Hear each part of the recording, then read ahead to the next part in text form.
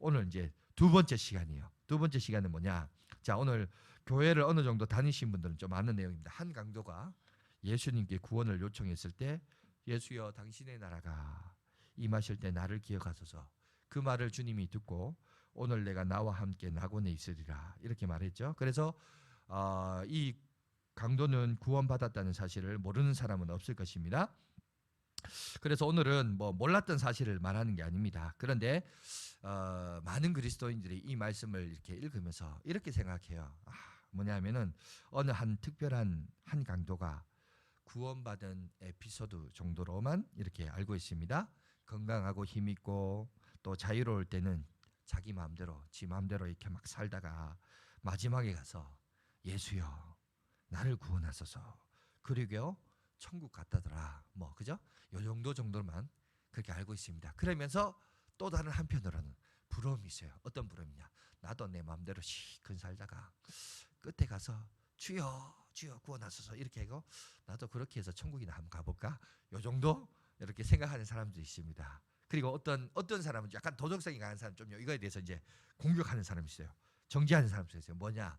아니 얼마나 죄가 악했으면 그 당시에 가장 심한 그죠?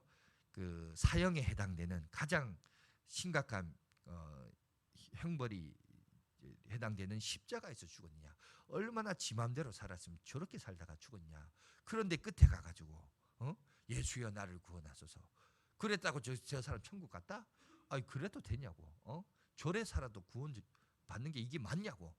이건 너무 불합리하잖아요. 이렇게 생각하는 사람들이 여러분 있습니다. 여러분 어떻게 생각하십니까? 여러분 두 가지 중에 아마 많은 사람들이 그 정도 이렇게 생각했을 겁니다. 그런데 우리가 이 사람을 조금 깊이 한번 묵상해 봅시다. 지금 이 사람도 끔찍한 사형 형고에 그 고통 속에 매달려 있어요. 양이 그죠? 요 손목에 그리고 발이 이렇게 겹쳐서 거기 못이 박혔습니다. 여러분 몸무게가 이 세 가지 박힌 못에 의해서 몸을 지탱하고 있어요. 그리고 바로 죽는 것도 아니고 거기서 피가 찔끔찔끔 나면서 갈증을 느끼면서 그 무더운 여름철에 갈증을 느끼면서 생명이 조금 잃어요. 여러분 극한 고통 속에 있습니다. 그런 고통에서 지금 이 사람이 누구를 예수 그리스도를 바라보면서 장차 있을 일에 대한 염려와 걱정과 두려움으로 주님 앞에 얘기해요.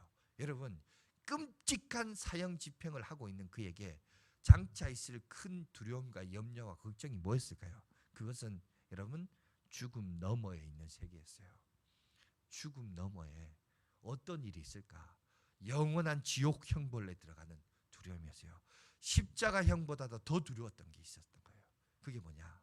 죽음 넘어 있을 때. 여러분 그런데 그거를 돌이키려고 해도 죽어서는 더 이상 여러분 기회가 없어요. 그죠? 기회가 없었기 때문에 십자가의 은혜를 아는 이상 그 은혜를 아는 이상 그가 가만히 있을 수 없었습니다. 그래서 주님 앞에 나와서 이 시간 이렇게 기도합니다. 주여 나를 기억하소서. 나를 기억해 달라고 이렇게 기도하고 있는 그 사람의 절박함과 절실함을 오늘 우리는 볼 수 있습니다. 여러분 이게 우리에게 시사하는 바가 뭘까요?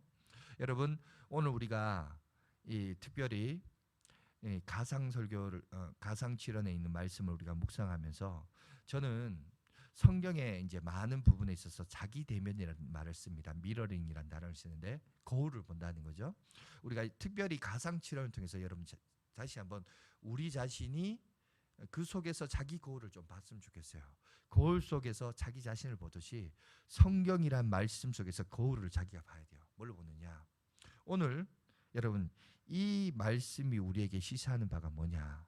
단순히 가상칠언의 과정에서 여러분 그냥 한 강도를 보기 위해서 오늘 여러분 저와 여러분들이 그저 이 한 강도를 보기 위해서 어느 한 강도의 구원의 사건을 우리가 경험하기 위해서 이걸 보느냐? 아닙니다. 이 구원의 사건을 보면서 여러분 무엇을 봐야 되냐? 우리 자신을 볼 수 있어야 돼요. 자기 대면을 할 수 있어야 돼요. 여러분 여기서 보여지는 이 한 강도는 우리가 단순히 한 강도에 죽었다가 구원받았다는 그 사실을 들으려고 이 자리에 앉아 있는 게 아닙니다.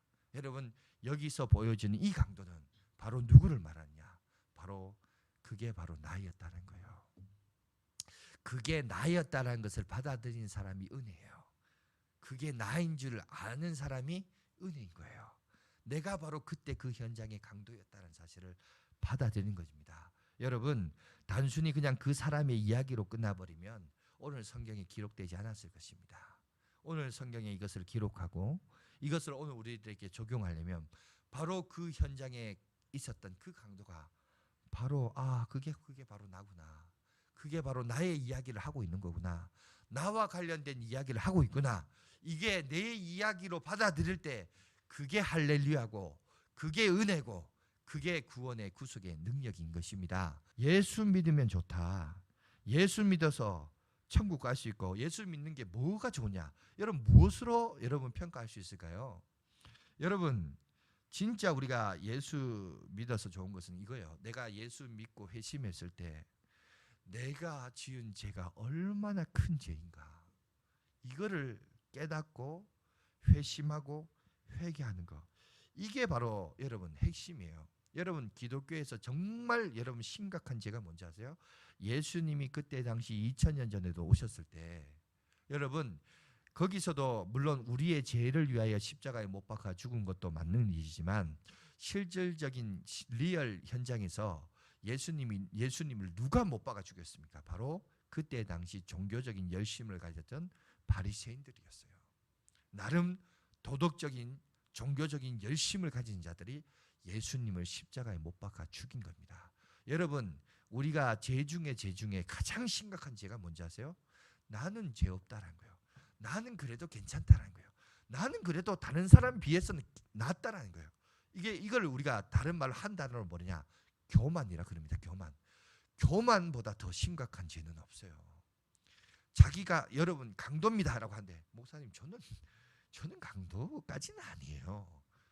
저는 몸 파는 여자 수준까지는 아니잖아요. 이렇게 얘기한단 말이죠.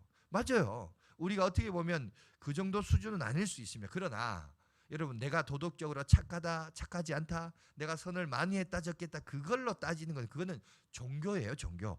여러분 그 종교를 얘기하는 게 아니고 기독교는 종교가 아닙니다. 기독교는 잃어버린 자를 찾는 거예요. 잃어버린 영혼을 다시 찾는 것이 기독교입니다. 여러분 교양 있고 수준 높은 것을 하나님이 요구하는 게 아니라 여러분 정말 우리가 기억해야 될 것은 내가 예수를 믿었을 때 내가 죄인이었구나.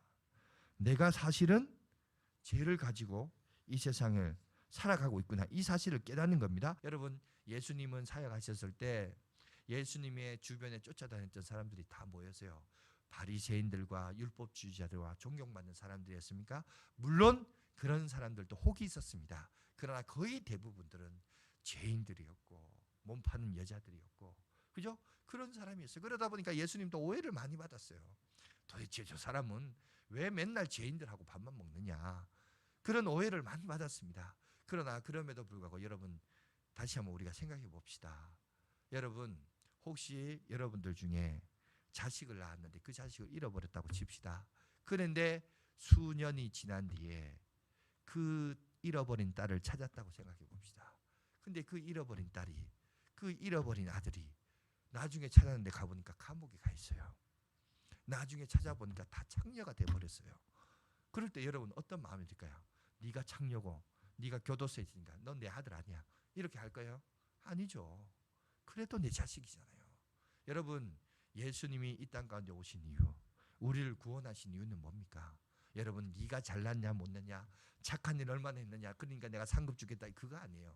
예수님이 우리 가운데 오신 구원의 이유는 바로 그 잃어버린 자를 찾기 위함입니다. 그죠? 잃어버린 자를 찾기 위함이에요. 그래서 우리 주변에 강도 같은 사람 창녀 같은 사람 올 수 있습니다. 우리 주변에 그런 사람 많아요. 장애인들도 올 수 있어요. 그런데 그런 사람 바라보면서 여러분 비정상적으로 바라보고 이상하게 바라보면 안 됩니다. 왜? 저들도 하나님이 잃어버린 한 영혼이다. 부모된 마음을 가져야 돼요. 부모된 심장을 가지고 있어야 돼요. 우리도 그 사람을 바라보는 관점이 달라야 돼요. 늘 교회 오면 멋있는 사람, 성공하는 사람, 삐까뻔쩍한 사람, 있는 사람, 명함에 최소한 이름 뭔가 자기를 소개할 세 줄에 소개할 수 있는 이런 사람만 우리 교회에 와야 된다. 이거 아니에요. 여러분, 교회는, 구원은 잃어버린 자를 찾는 곳입니다. 오히려 예수님 주변에는 그런 사람이 더 많았고, 그래서 예수님을 욕할 때 사람들이 다 뭐라 그러죠? 맨날 창녀들이 하고 놀고, 맨날 저 죄인들 하고 논다고. 여러분, 오늘날 21세기 우리 양아진교회를 봅시다. 여러분, 그렇다고 여러분 돌아가서 죄 짓고 살아 이 말은 아니에요. 그 말을 하는 게 아니라 그런 자들도 얼마든지 주님의 품에 돌아올 수 있다는 것입니다. 그죠?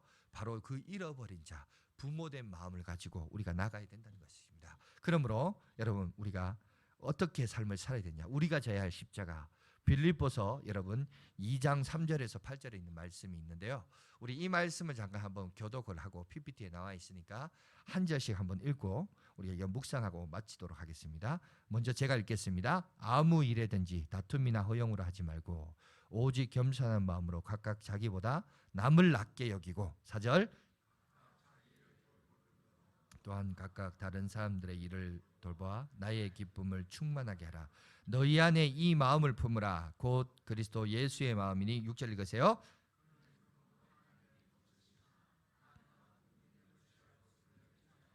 오히려 자기를 비워 종의 형체를 가지사 사람들과 같이 되었고, 8절 다 같이 있습니다. 사람의 모양으로 나타나사 자기를 낮추시고 죽기까지 복종하셨으니 곧 십자가에 죽으심이라. 아멘. 여러분, 우리도 우리가 져야 할 십자가가 있습니다. 그것은 주님과 같이, 그죠? 오늘 온전한 관계가 회복되려면 용서의 십자가를 져야 돼요.